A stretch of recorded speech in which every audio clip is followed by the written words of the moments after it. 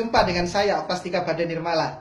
Senang sekali saya bisa berjumpa dengan Anda kali ini. Saat ini saya ingin berbagi dengan Anda tentang bagaimana caranya men-setting impian, men-setting cita-cita sehingga itu kompatibel dengan sistem kerja pikiran Anda, dan akhirnya pikiran ini memerintahkan tubuh Anda bergerak menuju apa yang Anda impikan. Banyak orang punya cita-cita, banyak orang punya impian, baik impian yang sederhana maupun yang spektakuler. Menariknya adalah, tidak semua impian itu bisa terwujud secara nyata. Sebagian dari itu hanya sekedar impian belaka.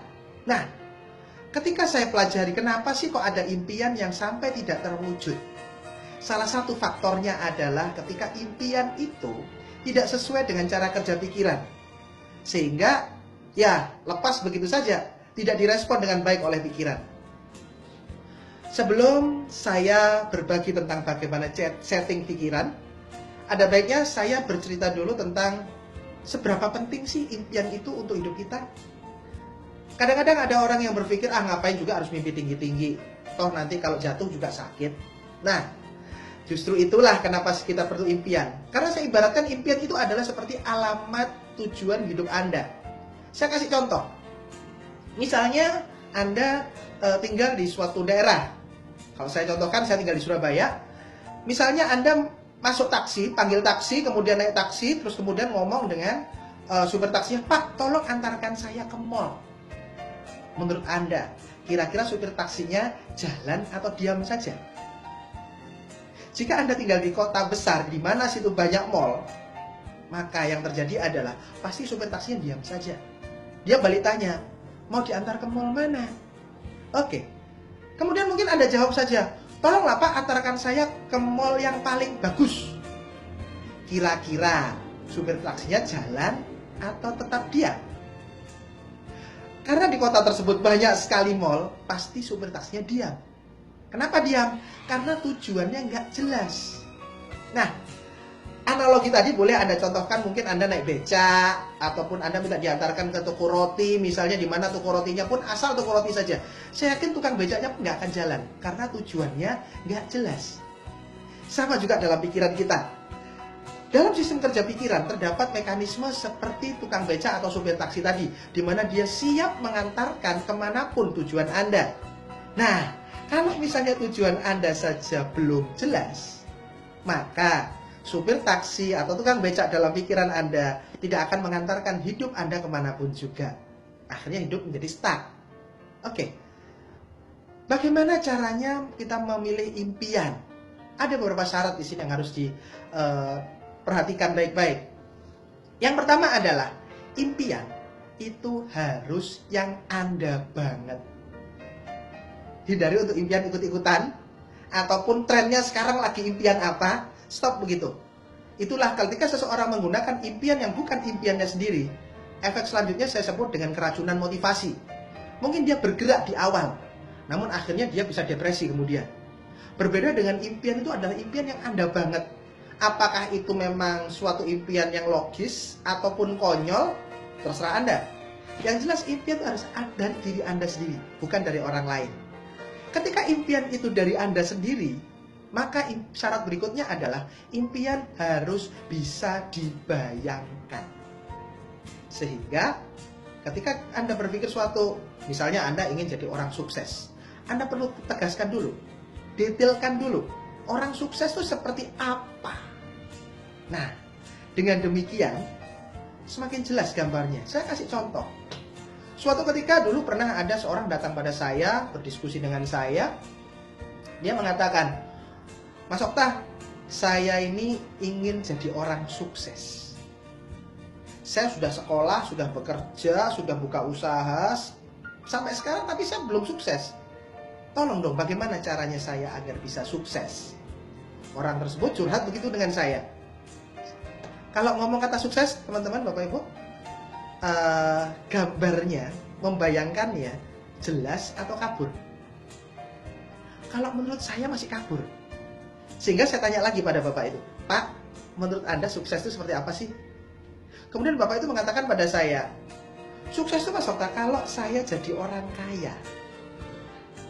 Ngomong-ngomong orang kaya, gambarnya jelas atau kabur? Bagaimana menurut Anda? Kalau menurut saya masih kabur. Oleh sebab itu saya tanya lagi, Pak, menurut Bapak orang kaya itu seperti apa sih?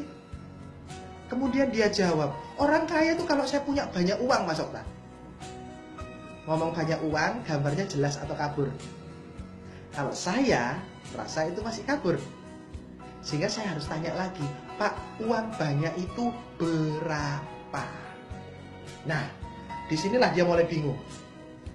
Dan kemudian dia mengatakan, sudahlah Mas Okta, pokoknya uang banyak. Oke. Kemudian saya keluarkan dompet saya keluarkan uang Rp10.000, dan kemudian uang Rp10.000 ini saya berikan pada dia. Saya bilang, Pak, ini uang Rp10.000 dari saya berikan ke Bapak, dan sekarang Bapak jadi orang sukses. Marah dia kemudian. Dia bilang, loh, kenapa hanya 10.000 Mas Okta? Saya balik bilang pada dia, Bapak bilang apa? Bapak tadi pengen jadi orang sukses. Bapak bilang sukses itu kalau jadi orang kaya. Orang kaya itu orang yang uangnya banyak. Saya tanya uang banyak berapa? Bapak jawab pokoknya banyak. Nah, inilah Bapak Ibu teman-teman, pangkal dari kenapa orang tersebut susah untuk sukses. Karena suksesnya saja nggak jelas, pokoknya banyak. Dan uang 10.000 ini, itu lebih banyak loh daripada Rp500. Betul kan? Nah, itulah kenapa dia susah jadi orang sukses. Karena ukurannya, imajinasinya, bayangan tentang banyak, atau bayangan tentang sukses, itu kabur. Oleh sebab itu nggak bisa direspon dengan baik dalam pikiran. Oleh sebab itu, coba Anda tentukan impian yang bisa Anda bayangkan. Apakah Anda ingin jadi orang kaya? Orang kaya seperti apa? Anda ingin jadi orang sukses seperti apa? Anda ingin berangkat ke Tanah Suci? Kapan? Seperti apa nanti wujudnya? Munculkan dalam imajinasi Anda. Oke. Ketika Anda sudah bisa berimajinasi tentang impian Anda, langkah kedua Anda cek lagi, apakah impian Anda itu bisa Anda rasakan? Jadi ketika Anda mengingat lagi impian itu, apakah perasaan Anda biasa-biasa saja, atau ada sesuatu yang, wow, aku harus kejar impian itu, aku harus wujudkan itu. Nah, ketika Anda ingat impian, misalnya dari Anda ada yang aku pengen punya rumah sendiri misalnya. Kemudian terus ketika Anda malas bekerja, malas belajar, terus tiba-tiba Anda ingat impian itu, ingat tentang rumah, terus kemudian Anda rasa, ya udahlah, nggak usah dapat rumah juga nggak apa-apa. Nah, bisa jadi itu bukan impian Anda.